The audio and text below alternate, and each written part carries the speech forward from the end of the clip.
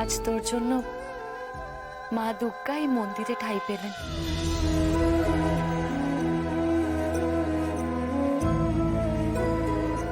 তোর মুখ দেখে তো মনে হচ্ছে খিদে পেয়েছে। খিদে তো একেবারে মুখ শুকিয়ে গেছে। বাঘ মামারও খিদে পেয়েছে মাসি। বাঘ মামাকে খেতে দেবে তো? নিশ্চয়ই দেব। তা কি খায় তোর বাঘ মামা? জলমুড়ি।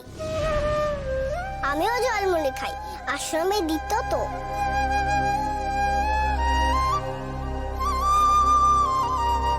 আজ না একটু দুধ মুড়ি খাস? খাবি তো দুধ মুড়ি? দুধ? বাঘ মামা শুনেছ? দুধ। আজ তুমি দুধ খাবে?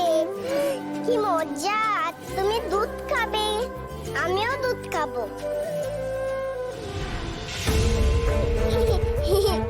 সবার সামনে আমাকে চোর সাব্যস্ত করা।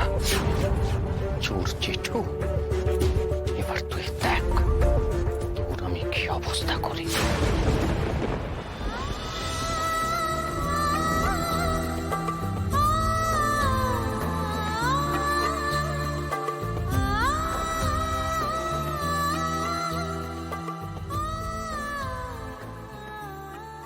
কিরে দাঁড়িয়ে পড়লি কেন?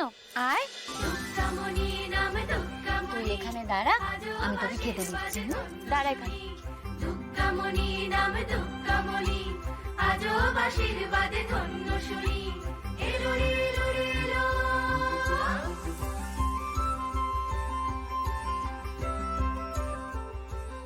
এত বড় রান্নাঘর তোমাদের, আর কি পরিষ্কার গো।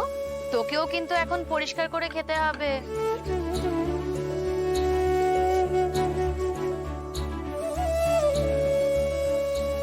এত কিছু দেবে আমাকে? হ্যাঁ, আর সবটা খেতে হবে।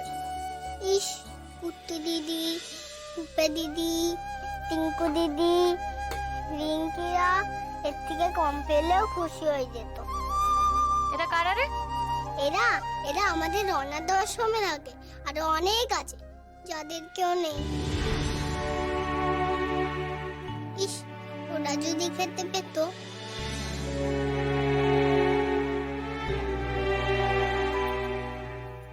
মন খারাপ করিস না, দেখবি মা দুর্গা একদিন ওদের অনেক ভালো ভালো খেতে দেবে। সত্যি? এখন তোকে সবটা খেতে হবে কিন্তু, বুঝলি? এই তো।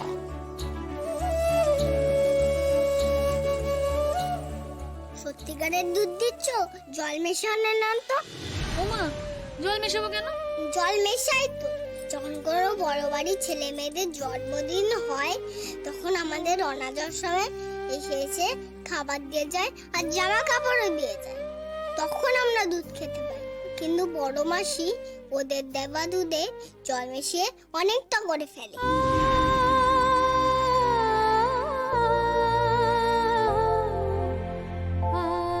এখন থেকে তোকে আর ওরকম দুধ খেতে হবে না, এরকমই দুধ খাবি, বুঝলি?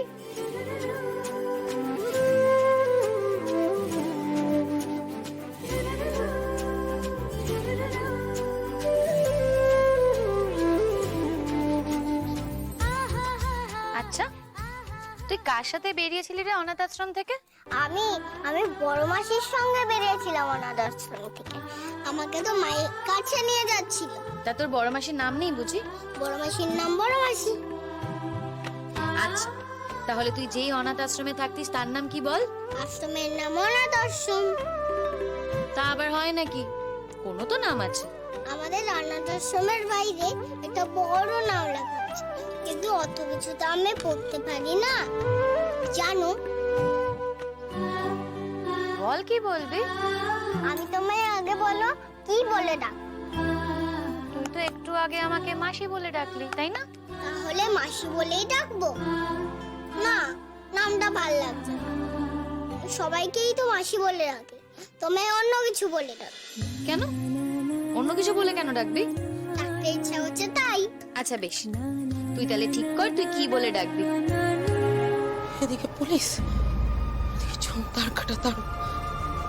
দুর্গামণিকে যে খুঁজে বার করবো সে সময়টাও তো পাচ্ছি না। সাহাগঞ্জে ফেরত যেতে হচ্ছে। উফ, কি কুক্ষণে যে আজ বেরিয়েছিলাম। পুলিশ আসবে এটা তো আমি ভাবিনি। আচ্ছা, আগেও তো দুটো মেয়ে পালিয়েছিল, কই তখন তো পুলিশ আসেনি, উল্টো ধামা চাপা দেওয়ার চেষ্টা হয়েছিল। পুলিশ এলো কেন?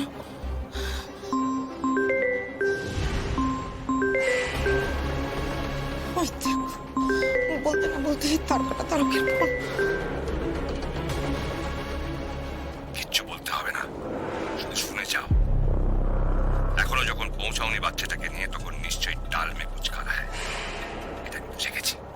অবশ্য তাতে আমার কিছু যায় আসে না। আজ সন্ধ্যে 6টা অবধি সময় দেওয়া হলো, তার মধ্যে বাচ্চা না পেলে তুমি টের পেয়ে যাবে কার লেজে পা দিয়েছ। বলছি কি, আজকে সন্ধ্যে 6টার মধ্যে তো তাকে আমি নিয়ে যেতে পারবো না। সে তো আমার জানার কথা নয়। টাকা নিয়েছো, কি করে ওকে পৌঁছবে সেটা তোমার ভাবার কথা। বলছি শুনুন না, কাল দুপুর অবধি সময় দিন, আমি আমি কথা দিচ্ছি আমি বাচ্চাটাকে ঠিক আপনার হাতে তুলে দেবো। আসলে একটা দরকার হয়েছে তো, তাই জন্য সাবান ফেরত যেতে হচ্ছে। বেশ, কাল ঠিক দুপুর 2টোয় তুমি আসছো। হয় দুর্গামণিকে আমার হাতে তুলে দেবে, নয় আমার টাকা, তাও সুদ সমেত। একটা টাকাও যেন কম না